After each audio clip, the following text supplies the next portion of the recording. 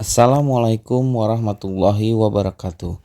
Perkenalkan, saya Rian Rizka Monang, calon guru penggerak angkatan 9, berasal dari SMP Negeri 2 Hinai.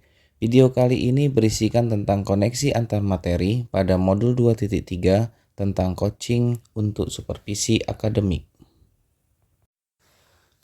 Adapun tujuan pembelajaran khusus pada modul ini adalah CGP menyimpulkan dan menjelaskan keterkaitan materi yang diperoleh dan membuat refleksi berdasarkan pemahaman yang dibangun selama modul 2 dalam berbagai media. Yang pertama adalah pemikiran reflektif terkait pengalaman belajar. Dalam modul 2.3 ini dipelajari tentang coaching untuk supervisi akademik yang bertujuan untuk memaksimalkan potensi yang dimiliki coach melalui hubungan kemitraan dan percakapan kreatif yang menstimulus dan mengeksplorasi pemikiran. Kompetensi inti pada coaching yang harus dimiliki adalah kesadaran penuh mendengarkan aktif dan mengajukan pertanyaan berbobot. Percakapan dalam coaching harus memiliki alur tirta dan dalam pelaksanaannya memuat 3 tahap, yaitu pra-observasi, observasi, dan pasca-observasi. Di awal saya membuka modul ini ada perasaan takut, khawatir karena merasa materi ini sedikit susah. Saya berpikir apakah saya mampu memahami dan menerapkan nantinya. Setelah pelan-pelan saya pelajari modul ini, saya merasa tertarik dan tertantang untuk dapat menerapkannya karena terdapat banyak manfaat jika bisa melakukan proses coaching. Saya coba mempraktikkan proses ini bersama rekan CGP dan akhirnya saya bersemangat untuk bisa melakukannya ke depannya bersama teman sejawat di sekolah saya. Sekarang saya mampu berkolaborasi dengan rekan CGP dalam melakukan praktek coaching dengan menggunakan alur tirta dan sudah menerapkan prinsip serta kompetensi inti pada coaching. Saya melakukannya dalam ruang kolaborasi dan demonstrasi kontekstual dan mampu berperan sebagai coach, coachee, dan observer. Selanjutnya yang perlu diperbaiki untuk kedepannya adalah kemampuan dalam mengajukan pertanyaan yang berbobot agar dapat menggali kompetensi dan ide-ide pada diri coachee sehingga coachee dapat menemukan solusi atas permasalahan yang dihadapinya.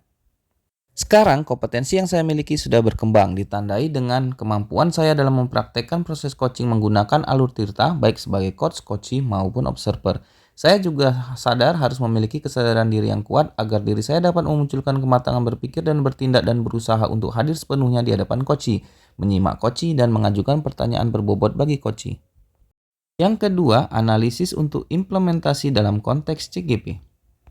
Apa manfaat coaching untuk supervisi akademik? Coaching adalah bentuk kemitraan bersama klien untuk memaksimalkan potensi pribadi dan profesional yang dimilikinya melalui proses yang menstimulasi dan mengeksplorasi pemikiran dan proses kreatif.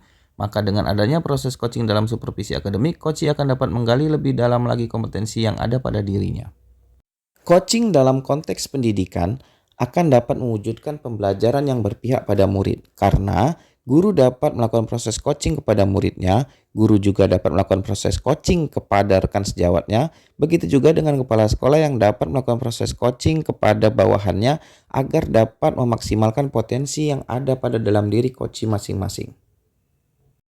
Tantangan terberat dalam melakukan coaching adalah coaching masih bersifat satu arah. Seringkali coach tidak dapat menahan diri untuk memberikan solusi, bukannya memberikan pertanyaan berbobot untuk dapat menggali ide dan kompetensi yang dimiliki coachee.